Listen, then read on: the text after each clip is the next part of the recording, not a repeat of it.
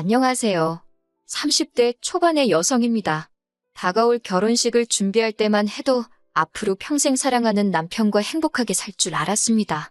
하지만 이렇게 식장에도 들어가 보지 못하고 헤어지게 될 줄은 몰랐습니다.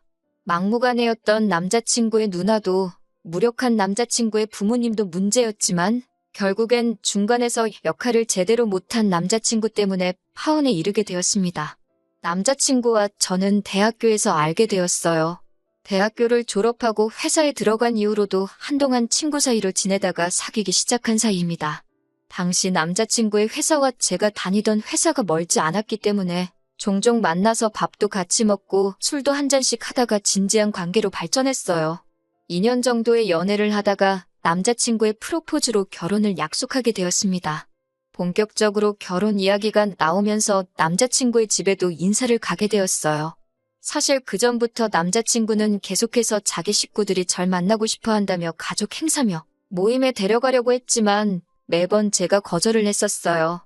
괜히 양쪽 가족끼리 얼굴 트고 정까지 들었다가 헤어지게 되면 좋을 게 없으니 신중하고 싶었거든요. 남자친구는 이해한다고 하면서도 내심 서운해하는 눈치였지만요. 그러다 비로소 남자친구의 본가에 인사를 가게 되니 무척 떨렸습니다.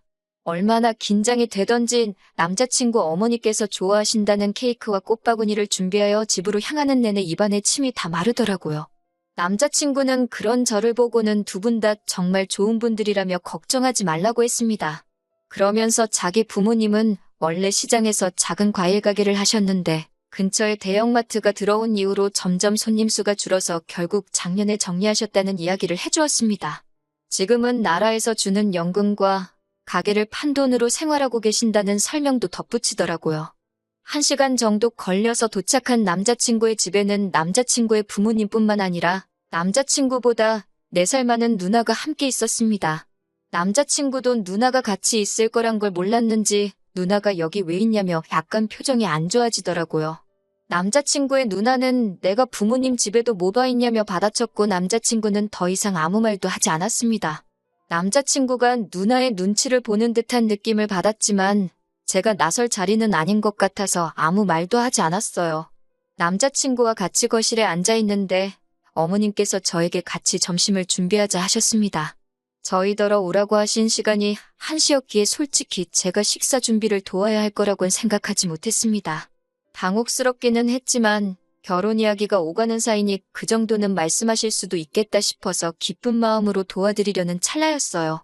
그런데 남자친구의 누나가 부엌으로 오더니 요즘 사람들은 1시에 오란다고 진짜 1시에 오나 보다며 한 30분 정도는 일찍 오는 센스가 없다고 타박을 하더라고요.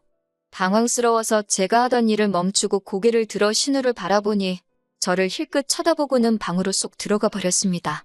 솔직히 그때 속으로 나이도 먹을 만큼 먹어서 왜 저렇게 유치하게구나 싶었지만 별말은 안 했어요.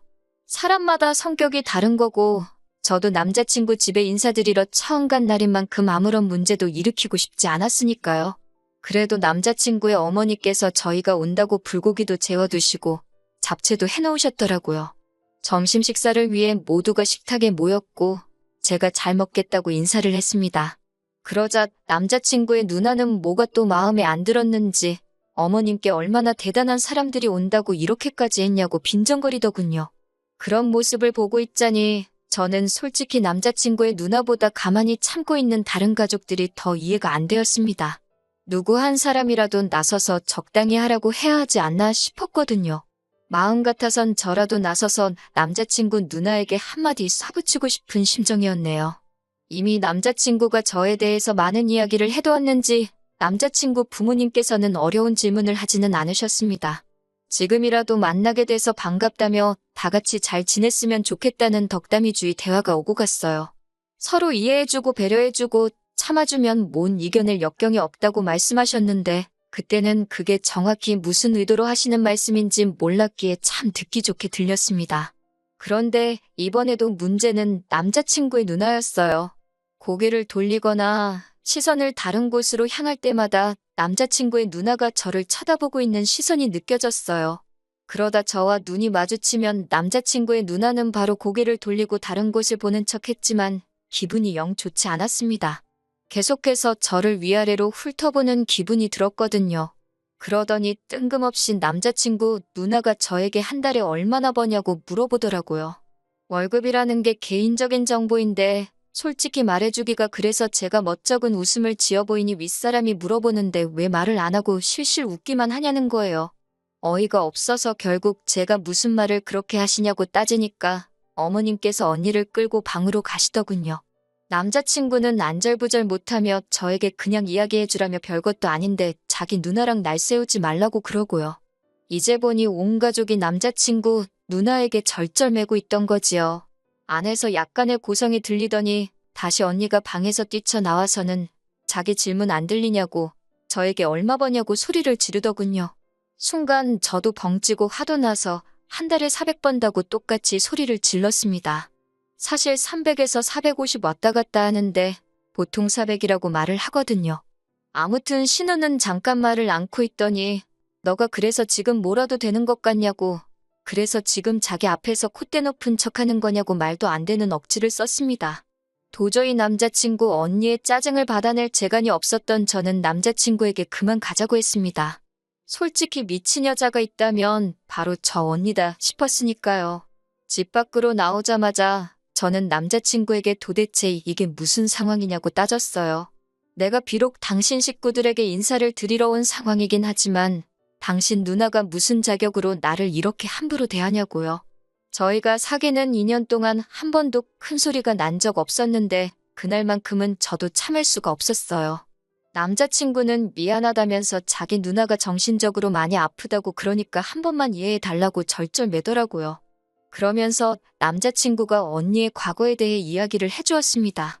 자기 누나가 별거를 하게 된 이유는 바로 남편 몰래 채팅으로 다른 남자를 만나다가 들켜서라고요.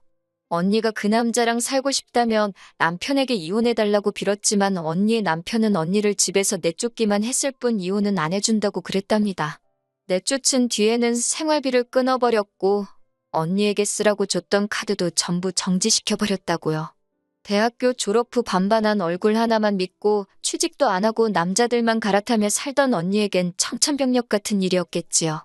게다가 언니가 눈이 멀었던 그 남자는 알고 보니 사기꾼이었고 그나마 언니가 가지고 있던 얼마 안 되는 재산도 그 남자한테 털렸다고 하더군요.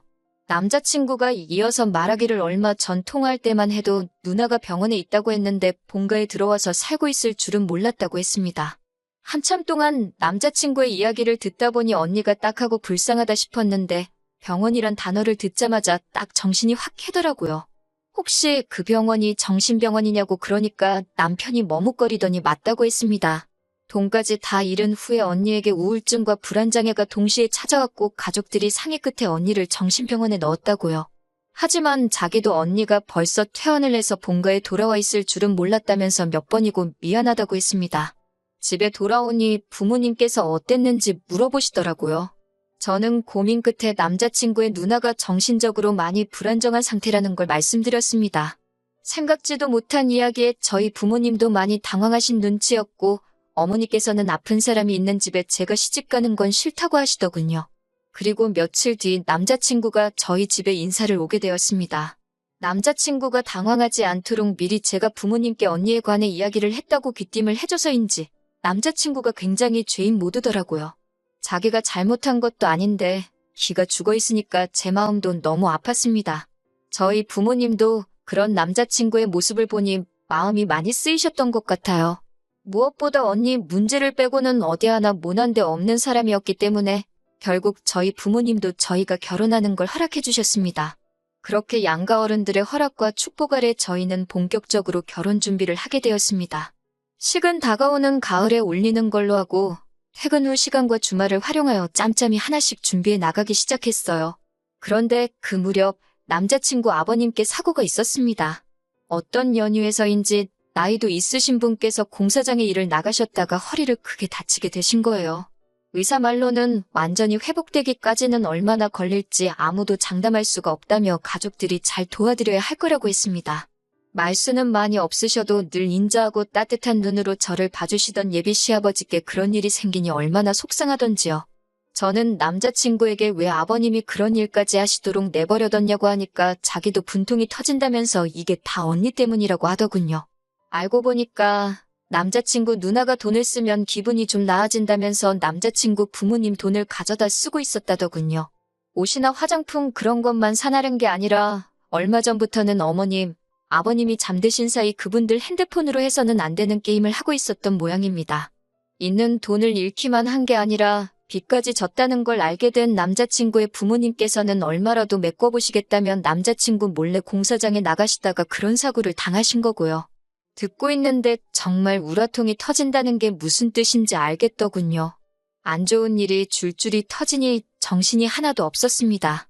비록 남자친구 부모님이 은퇴는 하셨어도 두 분 먹고 사는 데는 문제가 없다고 했고 언니 문제도 신경 쓰지 않아도 된다고 해서 불안했지만 안심하고 있었는데 상황이 완전히 달라져 버렸어요. 솔직히 아무도 입에 올리진 않았지만 남자친구 부모님이 금전적으로 저희를 못 도와주시게 되었다는 걸 알 수 있었고 저도 속이 무척 상했습니다. 그래도 이 부분은 저도 능력이 있고 남자친구도 능력이 있으니 앞으로 우리 둘의 힘으로 이겨낼 수 있는 일이라고 생각했어요. 하지만 진짜 더 큰 문제는 바로 남자친구의 누나였습니다. 더 이상 자기 부모님한테선 나올 돈이 없다는 걸 알아서인지 처음 만났을 때보다 훨씬 히스테리컬해졌더군요. 처음에는 남자친구에게 연락해서는 말도 안 되는 거짓말을 하며 5만 원, 10만 원 빌려달라더니 한 달쯤 지나니까 무슨 돈 맡겨놓은 사람 마냥 돈 좀 보내라고 사람을 질리게 하더라고요. 게다가 남자친구는 그런 언니를 번번이 거절하지 못하고 저에게 갖은 핑계를 대며 결국 돈을 보내주더라고요. 이때 이 결혼은 안 하는 게 맞는 거 아닐까 그런 생각이 들기 시작했습니다. 그러던 와중 하루는 언니가 저와 남자친구를 앉혀놓고 충격 발언을 했습니다. 저희랑 같이 살고 싶다는 거였어요. 언제까지 자기만 나이 든 부모님을 모시고 살아야 하냐면서 앞으로는 저희랑 살거나 아니면 저더러 남자친구 부모님을 모시고 신혼집에서 살라더군요. 어이가 없는 이야기에 제가 모시고 산다 치면 우리가 어머님 아버님 댁으로 들어가면 되지 왜 신혼집에서 모시냐고 따졌습니다. 그러자 언니는 이제껏 늙은 부모 모신 나더러 맨몸으로 나가라는 거냐며 저더러 도둑이 따로 없다는 거예요. 그제서야 언니가 제정신이 아니라는 건 알고 있었지만 미쳐도 단단히 미쳤다는 걸 알겠더군요. 제가 남자친구를 쳐다보며 무슨 말이라도 하라니까 한다는 소리가 일단 생각 좀 해보자더군요. 이윽고 언니가 결정하면 연락하라며 우리 셋이 살면 재밌겠다고 기대된다며 자리를 뜨는데 소름이 끼쳤습니다. 제가 뭘 생각해보냐고 나는 당신 부모님도 모시고 살 생각이 없는데 하물며 정신 나간 언니랑 같이 살라는 거냐고 못한다고 했습니다.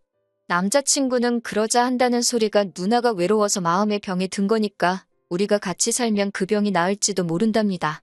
한 가족이고 자기한테 누나면 저한테도 친언니나 마찬가지 아니냐며 가족 하나 살린다 생각하고 우리 같이 노력해보면 안 되겠냐고요.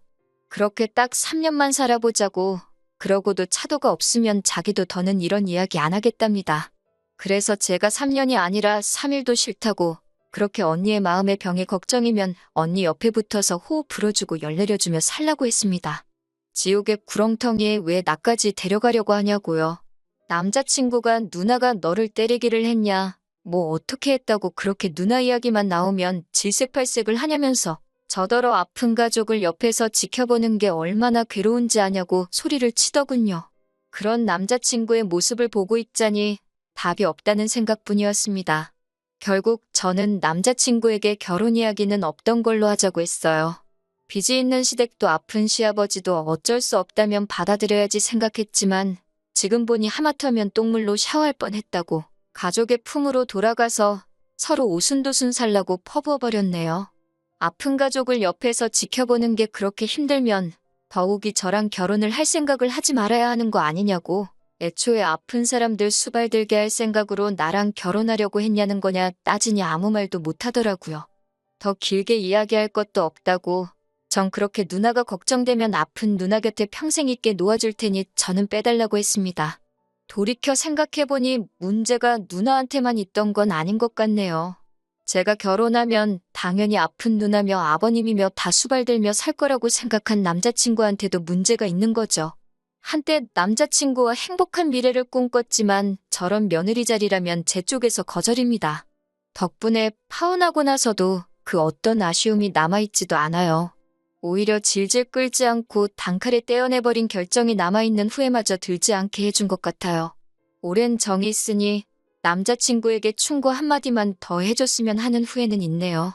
결혼한다고 당연히 상대방이 자기 가족을 내 가족처럼 대할 거라 생각하지 말라는 충고 말이에요.